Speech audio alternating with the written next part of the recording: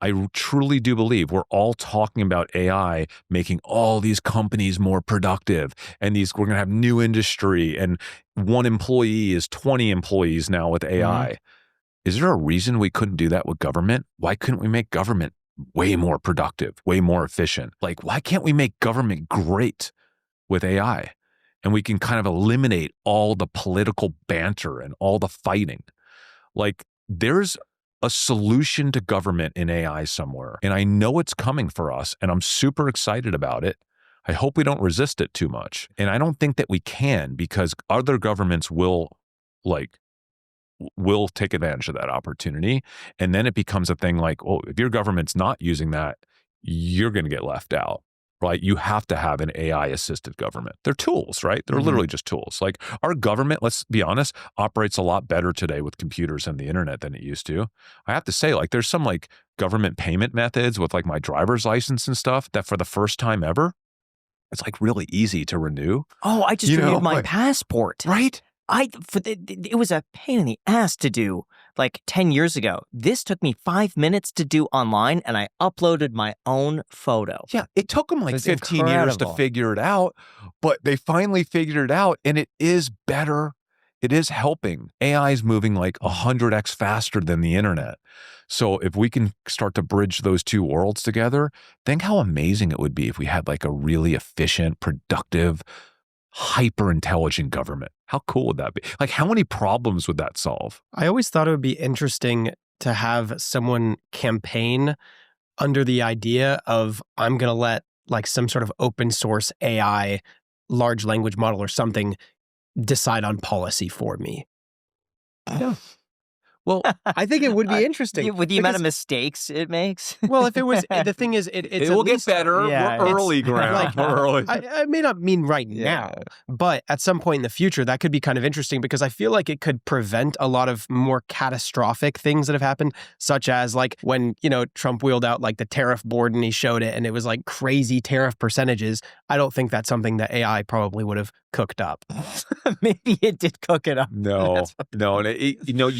People were speculating. You're absolutely right. First of all, better prompting will solve most hallucinations, right? That's like and in an agentic world, and the ability to fact check itself and to validate information, like, we're going to solve all the issues that we have issues with today when it comes to AI hallucinations, not being able to trust it. But you're right. I mean, AI, even at the person level, the voter level, that's coming. There's no doubt that's definitely coming. But I'm more interested in just at the government level generally. Like let's have AI figure out how to get these parties working together to solve problems. You almost like you need a mediator, right? Like, there's no mediators in government. You just people fighting. And that really sucks. Like, that's what really depresses me about politics right now. I was on a Zoom a couple years ago. One of my friends' dads is like one of the big guys in the Democratic Party, and he's very old. And he was telling stories of how it used to be when they would have leadership of the parties just fighting to death for like days and days on end over policy. And then he would host dinners at his house. And they'd come to dinner and they'd have wine and they'd spend all night talking and riffing with each other. And then the next few days, they would somehow come to an agreement. And he goes, it's really sad because that doesn't happen anymore at all. Like, you do not have Republicans and Democrats having a dinner at somebody's house, just hanging out, talking about kids, talking about stuff other than that policy, so that when they get back into chamber, they're all of a sudden they see each other as humans and they're like, come on, let's figure this out. Like, that's sad. So like, maybe we need AI to kind of be that mediator. What happened? Because that always does help when you get face to face with someone. It's different. It always helps. When someone leaves a bad review at our restaurant, I always say, like, back when, I don't do this anymore because it just drives me nuts, but like, if I could just talk to them, right? And be like, hey, we have 65 employees. kitchen workers, people working for next to nothing, servers. We come to work every day and just to make you happy, and we're trying our best. We're getting cut a million different ways every day. Like there's nothing but problems in the restaurant industry. I was like, we're trying really hard. We're sorry, we screwed that up for you. Let us make it up. But like, we don't have to like go to war with each other because you had a bad meal or something. But over Yelp, they just go off, because they don't have that. They don't have that like person to talk to on the other side. What do you think is going to happen if the Trump tariffs are declared unconstitutional or they're shut down by the Supreme Court? Do you think there's a chance of that happening? Yeah, I think it's more likely than not that it happens. And then what happens to all the money that's been paid into it already? How do you coordinate refunds? This is why I bought Elf Cosmetics on the dip, hoping that happens and, they can get some of that tariff money back. But how do they get it back? Who's going to refund them? Who's going to coordinate? Here's how much you paid. I get it back. Is that just on like a tax filing? That sounds more complicated to give it back at this point than just to say, hey, we're going to stop tariffs from this point onwards, but what you paid in is going to go into a fund. And knowing how the government works, I would imagine that the government will put that onus on the taxpayer to tell them what was paid in tariffs, to then show the proof that was paid, and then they get to deduct it going forward. They always put the onus on us. So I assume that's how it would happen. They're not going to automatically pay back. They're going to hope that you don't care or you forget, right? So you're saying if I ordered a couch and I know I paid a higher price because of the tariff, I could claim on the couch that I paid an extra 10% and that should be a write-off? I don't know if they would do it at the consumer level or at the company level. Probably the company level. But if they do it at the company level, the company certainly would have the ability to then refund you. So, but I would imagine they would probably put it on the company to say, hey, how much was paid in tariffs? Let us know. It becomes a big cluster for the company then, because they have to do a lot of admin work to then reimburse you. Right. So do you think that's why Trump promised the $2,000 stimulus checks from tariffs, in that it might place more pressure that if the Supreme Court says, no, this is unconstitutional, Trump could then say, guys, I promised you the money. That's not my fault. That's the Supreme Court. Places maybe a little more burden on them to vote in favor of it. I think the two things are definitely attached because he announced it right after. Yeah. I think part of it is like, hey, we made all this money from tariffs. Now we're going to give it back to you, so that the Supreme Court is like, oh, there's no money left to refund. So that if they rule in that way, you're essentially having to do a massive stimulus, which would be terrible, by the way, very inflationary. That could be a disaster. Like if he pays the $2,000 and then on top of that, they have to print more cash to pay back all those tariffs. I mean, I can trade around it, but I think that's generally a bad thing in an inflationary. It's the exact thing that we're trying to get ourselves out of. We're trying to stop this inflation cycle, right? Like, I don't think we need to just be handing money out in that way.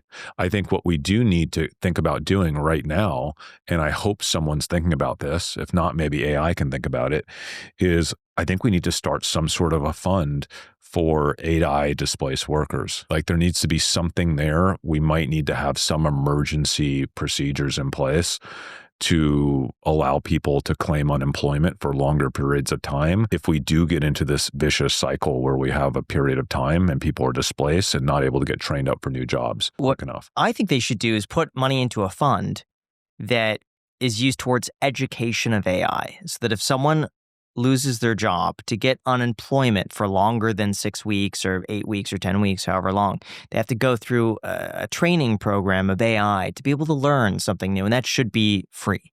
100%. Absolutely. Do you know how many people resisted computers back in the day? How many people resisted the internet? I remember back in the late 90s, so many people that I was around were like, I'm just not doing that. I'm not going to get a job where I have to deal with that.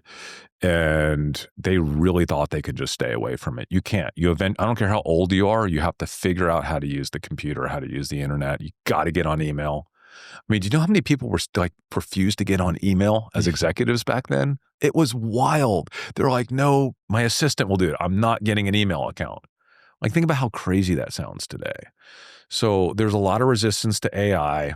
It's coming. Everyone has to learn it. They will learn it. I think everyone will learn it. Like I said, we are not going to take major steps that are uncomfortable to change the way that we live and work unless we absolutely have to, unless we're at a point of catastrophe. And I think if we start seeing, schools in China, and we're hearing that, 12-year-olds in China are basically operating at college levels of intelligence because they've converted their system to AI, I think we'll start to convert our education system to AI.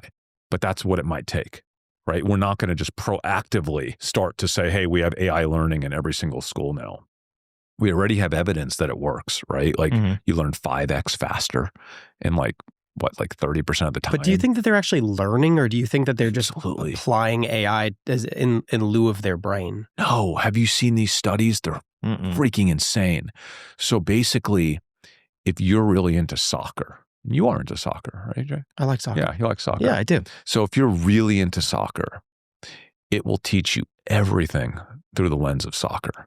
So whether it's math, whether it's English, history, like it will literally figure out what your interests are, and it will teach you hard concepts in ways that you can relate to personally. So it's still teaching you the same concepts.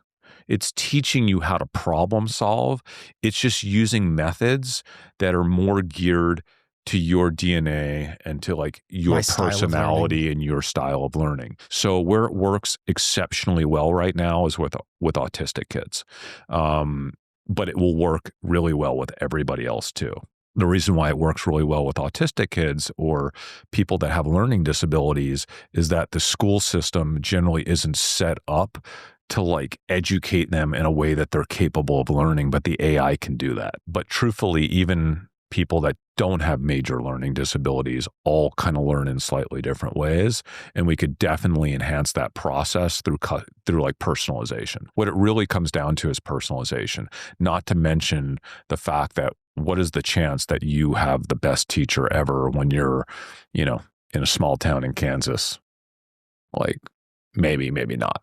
Right. So everybody would have access to best in class models and education and approaches. Is any bit of you, this is speculation, but concerned about AI being used to like feed bad ideas or with malicious intent? Like we were talking earlier about if you're just having a conversation, where should I go to eat? These are the things that I like. You could have advertisers or companies paying some sort of large language model to recommend their own restaurant over other restaurants. And obviously that's a pretty harmless example, but that could also be taken to a different degree where you have, covert advertisements being paid, or you have an agenda, political agenda being shown as though it's like the truth, even though it's more subjective. You see that a lot with ChatGPT. Yeah, AI alignment's super important and it has to get solved. On the advertising front, my assumption is it will be fairly transparent and noted out, similar to when, I was around working in search marketing when Google was created. And I remember when they started kind of, putting those ads in, you could definitely tell. Like there was a lot of conversation back then. A lot of controversy around how they were identifying the ads versus the organic information. I assume the same sort of conversations will happen now. If necessary, I would imagine government would get involved in regulation if they needed to, but hopefully it will be self-policed. The good thing here is that we have like a relatively small number of very large model companies, and they have a lot to lose by not doing this the right way. And I don't think they're overly concerned about squeaking a little bit more advertising revenue right now. Like I think that won't be a big issue. I'm more concerned with like, someone using AI to create a terrible virus. That's the thing that keeps me up at night.